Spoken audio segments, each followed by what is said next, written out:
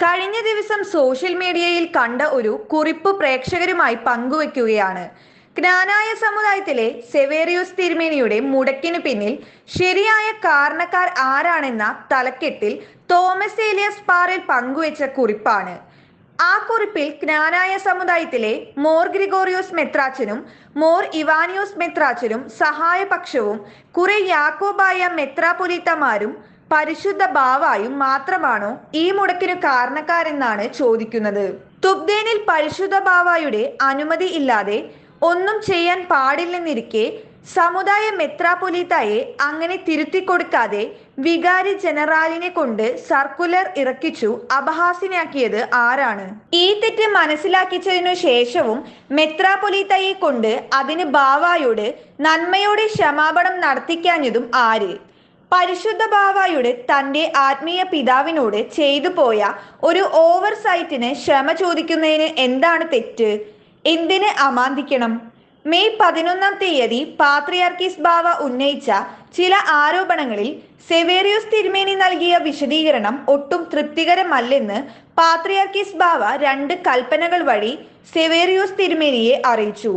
May 21 നിശ്ചയിച്ചിരുന്ന വിശേഷാൽ association യോഗം കൂടുന്നതിനുള്ള സമുദായ മെത്രാപൊലീത്തായുടെ അനുവാദം ഉടൻ പിൻവലിച്ചു. വിവരം മെയ് 15 മുമ്പായി പാത്രിയാർക്കീസ് ബാവയെ അറിയിക്കണമെന്നത് ആ കൽപ്പനയിലെ 2ാം നിർദ്ദേശമായിരുന്നു. പാത്രിയാർക്കീസ് ബാവയുടെ കൽപ്പന വന്നു 3 ദിവസം കഴിഞ്ഞിട്ടും ഈ കത്തിന് മറുപടി അയക്കാത്തത് എന്തുകൊണ്ടാണെന്നും ആയത് ഉടൻ അയക്കണമെന്ന് ആവശ്യപ്പെട്ടുകൊണ്ട് പാത്രിയാർക്കീസ് ബാവയുടെ സെക്രട്ടറി മെയ് 14 സെവേറിയോസ് തിരുമേനിയോട് കത്ത് മുഖേന ആവശ്യപ്പെട്ടു. പാത്രിയാർക്കീസ് ബാവയുടെ കൽപ്പന ലഭിച്ചിട്ട് 5 ദിവസങ്ങളായിട്ടും ഈ മറുപടി എന്തുകൊണ്ട് പാത്രിയാർക്കീസ് ബാവയ്ക്ക് അയക്കുന്നില്ലെന്ന് ആവശ്യപ്പെട്ടുകൊണ്ട് മലങ്കര മെത്രാപൊലീത്ത ജോസഫ് മോർ ഗ്രിഗോറിയോസ് തിരുമേനി നിരവധി തവണ സമുദായ സെക്രട്ടറിയെ ഫോണിൽ ബന്ധപ്പെട്ടിരുന്നു. എന്നിട്ടും മേപ്പടി കത്ത് അയക്കുവാനോ അയപ്പിക്കുവാനോ നേതൃത്വം ശ്രമിച്ചില്ല. മെയ് 15 തന്നെ വൈകുന്നേരം 2 സമുദായ സ്നേഹികൾ സെവേറിയോസ് തിരുമേനിയെ നേരിട്ട് കാണുവാൻ ഇടയായപ്പോൾ ഈ കത്ത് ഉടൻ ബാവാക്കി അയച്ചു കൊടുക്കണമെന്ന് ഉപദേശിച്ചു. അപ്പോൾ ഈ കത്ത് അയക്കുവാൻ നേതൃത്വം തിരുമേനിയെ വിലക്കുന്നതിന്റെ സൂചന ലഭിച്ചു. ഈ കത്ത് അയക്കുവാൻ വൈകുന്നു എന്ന കാരണത്താൽ പാത്രിയാർക്കീസ് ബാവയുടെ കോപത്തിന് സെവേറിയോസ് തിരുമേനി ഇര ആകുവാൻ സാധ്യതയുണ്ടെന്ന് അവർ ഇരുവരും തിരുമേനിയെ ഓർമ്മപ്പെടുത്തി. അപ്പോൾ തന്നെ ഈ വ്യക്തികൾ ബാവയുടെ ആജ്ഞയ്ക്ക് അയക്കേണ്ട കത്തിന്റെ ഒരു ഡ്രാഫ്റ്റ് കോപ്പി തയ്യാറാക്കുന്നതിന് തിരുമേനിയെ സഹായിക്കുകയും ആയത് ടൈപ്പ് ചെയ്ത് പിറ്റേന്ന് രാവിലെ 16 സൂം മീറ്റിംഗിന് മുമ്പ് തന്നെ ബാവയ്ക്ക് അയച്ചു കൊടുക്കണമെന്ന് പറഞ്ഞ് ഏർപ്പെടുത്തിയ ശേഷം അവിടെ നിന്ന് അവർ ഇരുവരും മടങ്ങിപ്പോവുകയും ചെയ്തു.